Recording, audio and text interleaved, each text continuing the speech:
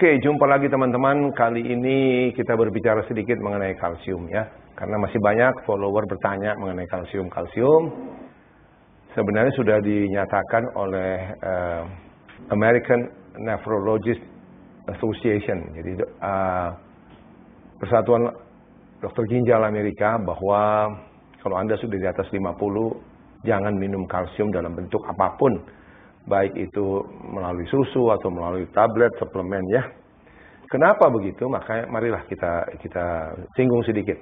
Saya sebenarnya seperti tinjauan kepustakaan.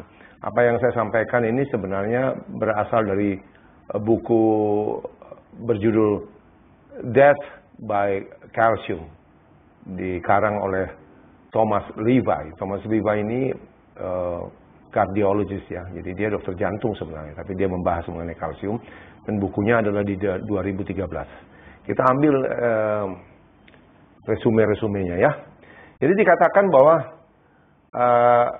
kalsifikasi daripada arteri koroner, pembuluh darah jantung ya, selalu mengindikasikan adanya kelebihan kalsium.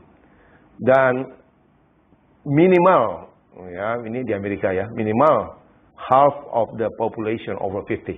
Jadi minimal separuh dari penduduk berusia 50 tahun itu well on its way to a heart attack. Jadi sedang jalan ini ya untuk mendapat heart attack.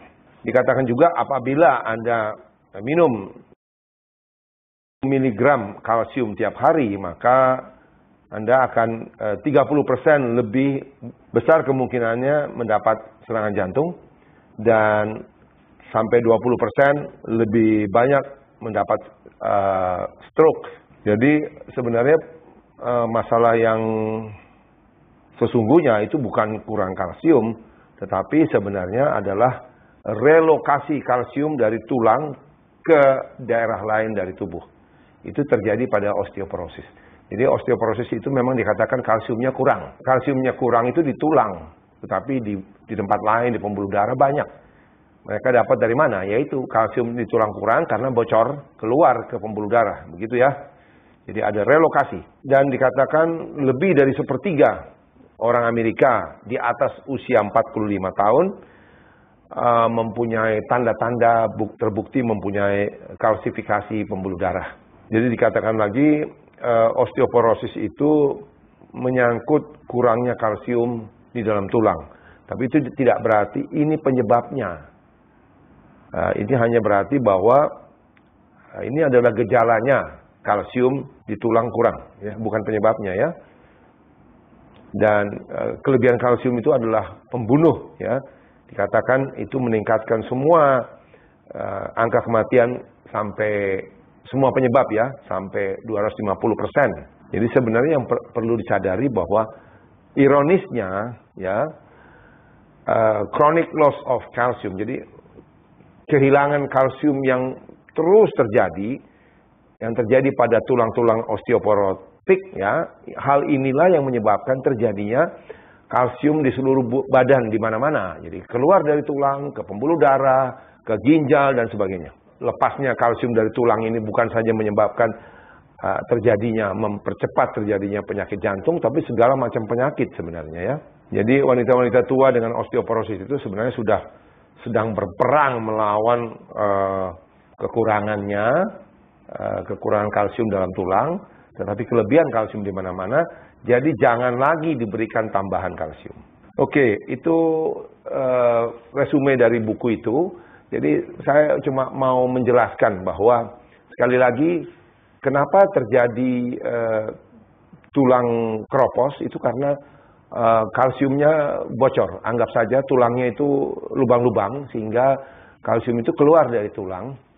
Keluar dari tulang masuk ke soft tissue, jaringan-jaringan tubuh, bisa di persendian, ya, pengapuran, bisa di ginjal jadi batu ginjal, bisa di pembuluh darah menjadi plak ya, terutama pembuluh darah jantung yang sangat berbahaya. Itu sebabnya kalau ada pertanyaan apakah saya tidak perlu minum kalsium, tidak boleh sebenarnya. Kalsium hanya saya anjurkan pada anak-anak yang sedang bertumbuh. Pada dewasa tidak perlu, dengan catatan. Dengan catatan ya, ingat saya tidak berkata bahwa manusia tidak perlu kalsium. Kalsium perlu sekali untuk fungsi sel otot, sel jantung. Tetapi kita sudah punya kelebihan. Oleh karena itu hati-hati sekali dengan ekstra kalsium, ya. Dan yang paling penting adalah Anda harus tingkatkan vitamin D Anda. Kenapa? Karena vitamin D kalau sudah optimal, dia akan meningkatkan penyerapan kalsium dari usus kita. Sangat meningkat. Ya tentu tiap orang berbeda. Bahkan sampai 20 kali lipat. Jadi kita ini kelebihan, udah kebanjiran kalsium ya. Dan kalau jumlahnya tidak banyak, vitamin D sendiri bisa menyerap kalsium dari usus, kemudian membawanya ke tempat yang sesungguhnya. Di mana itu? Di tulang dan gigi. Ya, supaya dia tidak berenang-renang di pembuluh darah yang mengakibatkan penyumbatan, pembentukan plak dan sebagainya. Tetapi kalau kalsium ini berlebihan, vitamin D nggak kuat. Angkat tangan dia. Makanya dia perlu bantuan dari vitamin K2. Ya, itulah. Vitamin K2 ini membersihkan. Fungsinya dua jadi dia. Membersihkan pembuluh darah dari kalsium. Mengikat pembuluh darah. Kemudian membawanya ke tulang. Jadi dia membersihkan jantung dan pembuluh darah dan memperkuat tulang. Itu sebabnya ideal sekali diberikan D3 dan K2. Dan sekali lagi kita ingatkan bahwa kalau D3 sendiri saja dipakai pada dosis yang sudah lumayan tinggi, yaitu 5.000, seperti anjuran Vitamin D Council USA, maka harus sebaiknya disertai dengan vitamin K2, karena Anda tidak mau mengundang masalah. Kalau Anda hanya pakai D3 saja, bisa saja nanti kalsiumnya berlebihan di mana-mana, hyperkalsemia dengan segala akibatnya yang tentunya tidak Anda inginkan. Jadi sekali lagi hati-hati dengan kalsium, tidak perlu lagi suplemen kalsium pada dewasa, tidak perlu. Apalagi pada yang sudah lanjut usia, di mana sudah banyak kebocoran kalsium dari tulang. Dan kapan kita mulai berhati-hati? Karena pada masa premenopause itu juga sebenarnya sudah terjadi, yaitu umur-umur wanita umur 40-an, 45. Makanya langkah yang terbaik adalah tingkatkan vitamin D Anda. Karena vitamin D itulah yang membentuk matriks tulang. Vitamin D itulah yang membentuk merangsang osteoblast, sel pembentuk tulang baru. Ya, kalau Anda berikan kalsium saja, itu cuma ada di pembuluh darah. Dia nggak masuk ke tulang. Akhirnya bukan menyembuhkan, malah membuat masalah baru. Demikian penjelasan saya, semua makin jelas dan ada manfaatnya. Terima kasih.